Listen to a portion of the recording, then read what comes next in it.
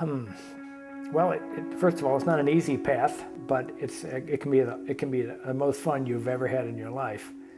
We started out in the basement of my house. It was the second time around with $10,000 in available savings, and we made that into a very good living. So stick with it. That's the other thing. My first business, we were in business for about 10 years, Maryland Computer Services, and times got really tough. Interest rates were 20% or more on borrowed money, and we borrowed a lot of money to run the business, because that's how you grow, is to borrow money and you leverage that and you grow. And the trouble is, we just didn't have, when business turned down because of the economy, we had nowhere to go, so we ended up selling the business for not much, but fortunately we managed to get out of the bank loans that we had. So if you can do it without banks, my advice would be do it without banks. My second time around, I said no way would I borrow money from a bank. Banks are there to save money, not to borrow money. Sometimes you can't do that, and I give people a lot of credit that can do it and do it safely. The other thing that growth is one of the most dangerous things. And the thing is that it's touted as one of the greatest things. That, you've grown so fast, and that they have these awards they give out, like the Inc. 500, which is the fastest growing companies in the country. And those are great to be able to be a fast growing company, but they're very dangerous too, because as you grow, you're generally leveraging your money or the bank's money, and you're going to end up, during hard times, having to contract, and it's very difficult to do that contraction. We came in one day and the bank told us pretty much what the law was going to be, and the next day, the following Monday, we ended up laying off half of our staff, and that is very, very, very difficult thing to do. Emotionally, financially, it's something difficult to do, but we got ourselves in a position where we had to do that. And that was where I got my master's in business administration. In the field. In the field, right, the hard way. So something that is probably a bit more fun is serving the customers.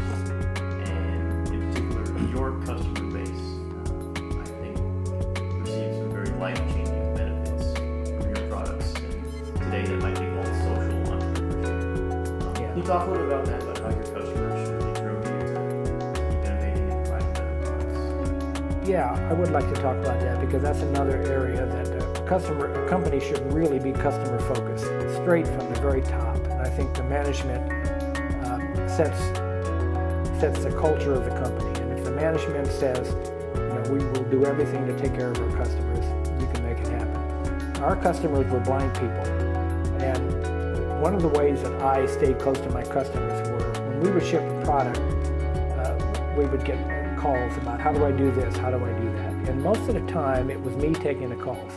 I would stop whatever programming I was doing or hardware debugging, and I would take the calls and talk to the customer and say, well, what's the problem, and are you doing this? And I would try to run them through how to do it properly. Sometimes there was a bug in our software, in which case that evening I would fix it, and I'd get them out a new copy right away. Sometimes it wasn't a bug, and sometimes it was just a good idea they had of, oh, I can make it easier to do that. Now I see what the customer's going through because I'm talking to them.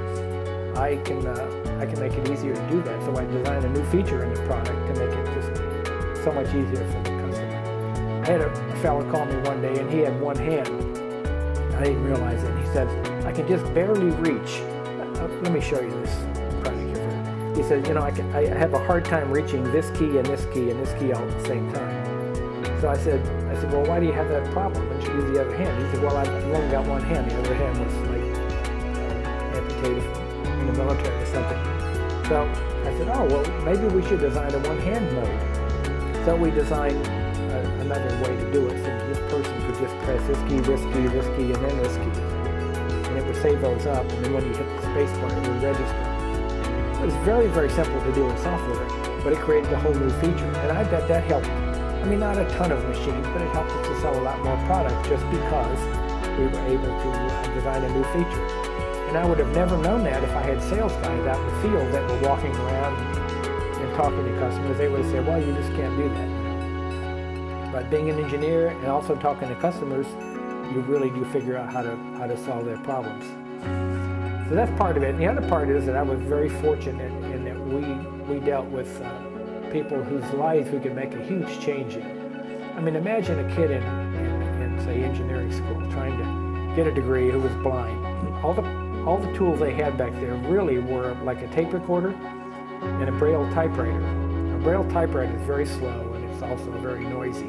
So what people tended to do was take a tape recorder to school, to the classes, and during the lectures they would record everything. So they would have to come back and they would listen to these notes that evening and then transcribe those into Braille. And so they'd have to do these lectures twice, once at the lecture and then back at home that evening, if they were, if they wanted to succeed, and most of them did.